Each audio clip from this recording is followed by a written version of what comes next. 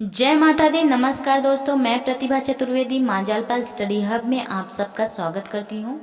दोस्तों, जो इस चैनल पर नए हैं वो इस चैनल को अभी सब्सक्राइब कर लें, साथ ही बेल आइकन को प्रेस कर लें ताकि हमारे वीडियो आप तक जल्द से जल्द नोटिफिकेशन के थ्रू पहुँच जाए। दोस्तों, ये वीडियो सीटेट, यूपीटेट और एसटेट के नोट्स पर मैंने बनाया हुआ है। आप इस वीडियो को पूरा देखें और नोट्स तैयार कर लें जिससे आपकी तैयारी बेहतर तरीके से हो सके।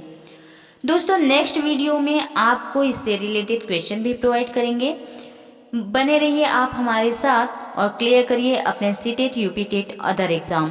चलिए दोस्तों, समय नष्ट न करते हुए हम अपने टॉपिक पर चलते हैं। आज का हमारा टॉपिक है चिंतन और समस्या का समाधान।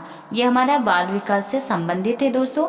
तो आज हम चिंतन और समस्या के समाधान के विषय में जानकारी हासिल करेंगे। दोस्तों, चिंतन, थिंकिंग, चिंतन का अर्थ, चिंतन क्या होता है, इसके बारे में आज हम जानेंगे। मनुष्य के सामने कोई न कोई समस्या आती रहती है।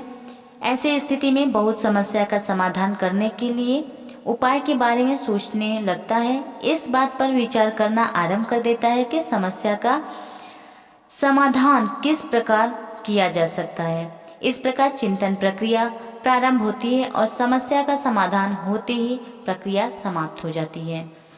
अतः कह सकते हैं कि चिंतन विचार करने की वह प्रक्रिया है जो किसी समस्या के साथ प्रारंभ होती है और उसके अंत तक चलती रहती है।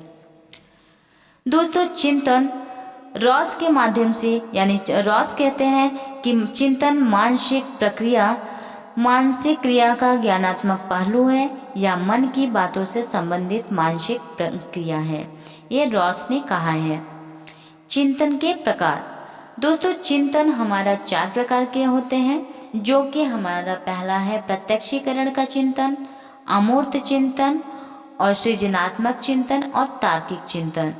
तो चलिए दोस्तों, हम अपने फर्स्ट टॉपिक पे चलते हैं, यानी फर्स्ट पॉइंट पे चलते हैं, प्रत्यक्षीकरण चिंतन। प्रत्यक्षीकरण चिंतन यह चिंतन की सरलतम विधि है। इस चिंतन प्रक्रिया में चिंतन किसी व्यक्ति, वस्तु और घटना के प्रत्यक्षीकरण से आरंभ होता है, जैसे इमली देखकर मुंह में पानी आना। अमूर्त चिंतन, दोस्तों हमारा सेकंड पॉइंट है अमूर्त चिंतन। अमूर्त चिंतन वह चिंतन है किसी वस्तु के संपर्क में आना आवश्यक नहीं है। इस चिंतन को प्रत्यक्षीकरण चिंतन से श्रेष्ठ माना जाता है। इस चिंतन में प्रतीक चिन्हों को देख करके चिंतन आरंभ होता है। जैसे रेड क्रॉस को देखकर बालक हॉस्पिटल के बारे में सोचने प्रारंभ कर देता है। नेक्स्ट हमारा आता है पॉइंट्स, थर्ड पॉइंट है सृजनात्मक चिंतन। सृजनात्मक चिंतन वह चिंतन है जो कि चिंतन वस्तुओं, घटनाओं एवं परिस्थितियों का विश्लेषण करता है। इस प्रकार के चिंतन में नवीनता का सृजन होता है। फोर्थ टॉपिक है हमारा, पॉइंट्स है तार्किक चिंतन।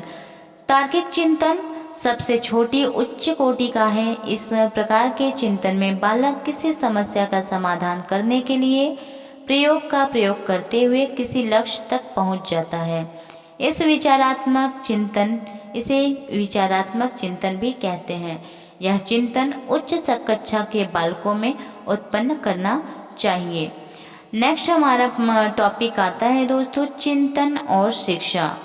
चिंतन और शिक्षा में हम यहाँ देख लेते हैं, चिंतन और शिक्षा बौद्धिक विकास में चिंतन का प्रमुख रोल होता है।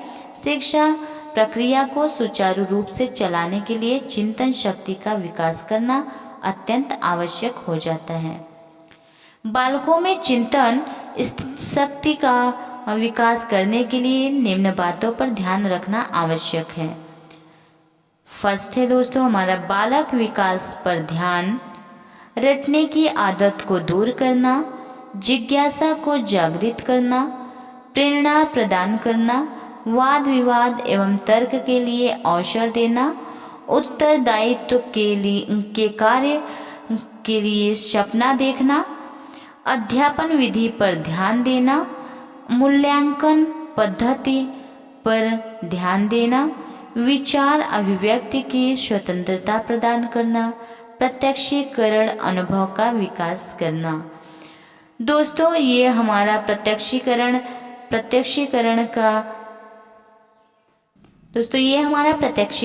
का अनुभव का विकास करना है। ये 10 पॉइंट्स है। दोस्तों ये हमारा चिंतन रहा। हम आगे देखते हैं कि समस्या और समाधान क्या है। तो समाधान हम यहाँ पे देख लेते हैं दोस्तों कि समस्या समाधान, जब वह मनुष्य के सामने कोई समस्या आती है तो वह समस्या के समाधान के लिए चिंतन आरंभ करता है। उचित चिंतन के द्वारा समस्या का समाधान खोजता है, अर्थात समस्या समाधान वह प्रतिभान है जिसके तार्किक चिंतन निहित होता है। समस्या समाधान की परिभाषा, यहाँ हम देखते हैं कि समस्या के समाधान की परिभाषा क्या होता है।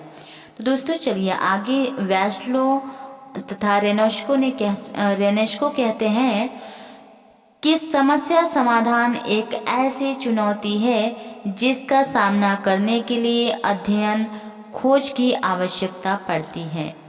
वैस्लो तथा रेनेस्को ने कहा कि समस्या समाधान एक ऐसी चुनौती है जिसका सामना करने के लिए अध्ययन तथा खोज की आवश्यकता पड़ती है। वही स्किनर महाराज कहते हैं कि समाधान किसी लक्ष्य की प्राप्ति में बाधक बनती है, कठिनाइयों पर विजय प्राप्त करने की प्रक्रिया है। यह बाधाओं के बावजूद समायोजन कर सकने की प्रक्रिया है। स्किनर कहते हैं कि समस्या किसी लक्ष्य की प्राप्ति में बाधक बनती है, कठिनाइयों पर विजय प्राप्त करने के लिए यह बाधाओं के बावजूद समस्याओं को समायोजन कर सकने की प्रक्रिया है। वही मार्शल का कहना है कि समस्या समाधान विधि का शिक्षा में सबसे अधिक महत्व है। मार्शल कहते हैं कि समस्या समाधान विधि का शिक्षा में सबसे अधिक महत्व है। चलिए दोस्तों आगे हम बढ़ते हैं। समस्या समाधान की विधियां। समस्या समाधान की विधियां यहाँ निम्न है, जो कि अनसीखी विधि है, प्रयास और त्रुटि विधि है, सूझ एवं अंतर्दृष्टि विधि है, वैज्ञानिक विधि है। दोस्तों ये रही हमारी समस्या समाधान की विधियां। नेक्स्ट है वैज्ञानिक विधि के चरण। वैज्ञानिक विधि के चरण क्या क्या है इसको हम देखते हैं। समस्या के प्रति चेतना या जागरूकता, समस्या को समझना, संबंधित सूचना व आंकड़े एकत्रित करना, परिकल्पना संबंधित समाधानों का निर्माण करना, निष्कर्ष या समस्या समाधान की पुष्टि करना।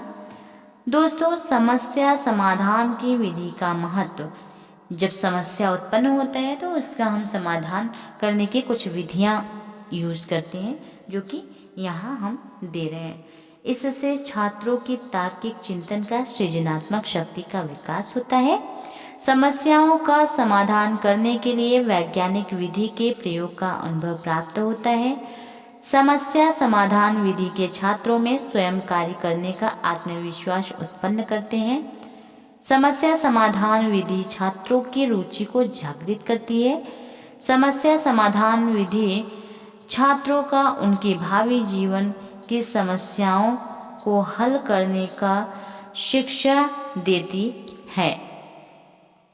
दोस्तों ये रही आज के हमारी चिंतन और समस्या का समाधान। दोस्तों हम बस आपसे ये कहेंगे कि दोस्तों नोट्स आप अपने हाथों से बनाएं, जिससे आपको अपने टॉपिक आसानी से याद रहेगा। यदि आप नोट्स नहीं बनाएंगे तो आपकी मेहनत असफलता की ओर चली जाएगी। आप अपना नोट्स अपने हाथों से बनाएं, मैं गारंटी लेती हूँ आप ज़रूर सफल होंगे। और दोस्तों यदि आपने सब्सक्राइब नहीं किया है या लेट से जुड़े हैं तो आप हमारे चैनल को सब्सक्राइब कर लें और बेल आइकन को आप प्रेस कर लीजिए और अपने नए नए दोस्तों को भी ज़रूर जोड़ें। इससे क्या है कि आप तक ये जानकारी पहुंचेगी और आपके पास थोड़े से ही बस समय बचे हुए हैं। इस थोड़े समय में हम लोग ज़्यादा अपना कार्य करते हुए, अपने टॉपिक को चलते हुए, और हमें यूपी टेट और सी टेट और एस टेट को क्वालिफाई करना है। तो दोस्तों आप न तो घबराइए और न ही किसी को ज़्यादा अनमोटिवेट करिए। आप मेरे मोटिवेशन के लिए आप लोग कमेंट्स ज़रूर करें, लाइक शेयर ज़रूर करें। Thanks for